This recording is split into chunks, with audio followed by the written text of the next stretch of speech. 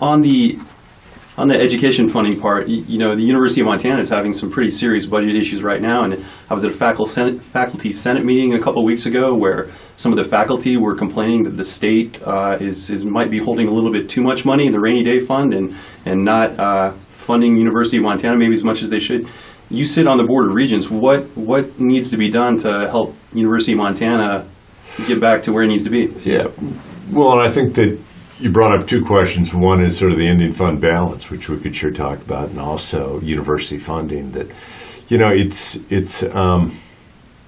certainly the one thing that President Engstrom or others can't do is just necessarily say, okay, I'm not going to do anything to address the funding shortfall. So applaud him for, you know, taking the initiative and trying to figure this out, and also I think bringing parts of the community together to do that.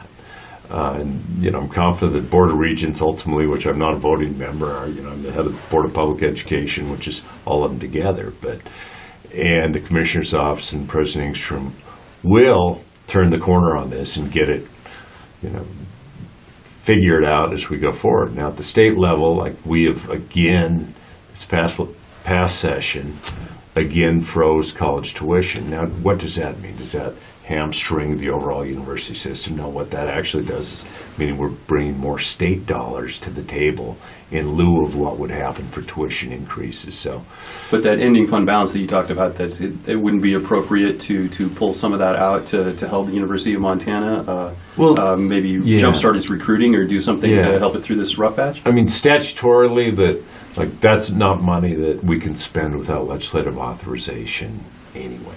You know, it's one of those that, I mean, from my perspective, Montana's one of a small handful of states that don't have a statutory rainy day fund. $300 million is a heck of a lot of money, but by the same token, on a $5 billion biennial budget, it's about a 6% reserve overall. And we don't become one of the most fiscally prudent states in the country by, you know, not having an ending fund balance for when the overall economy dips. But that's not money that I could take out of, you know, the state treasury and give to University of Montana as it hopefully comes around this little bend. Do you think that's something the next legislative session might need to take up, is look at maybe finding a little more state funding for the university system? Well, if you look overall, right, what's happened, you know, over probably the last 3 decades, it used to be about 70% of all higher ed funding came from the state, 30% from tuition and donors and everything else.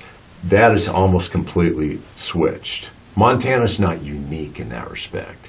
And in most respects, when you look at what's happened in other states when it comes to both educational spending from the state level and tuition increases, we have a pretty good story to tell. I mean, if you lived in Wisconsin or Louisiana, effectively how they balanced their budget was by gutting state dollars to higher education.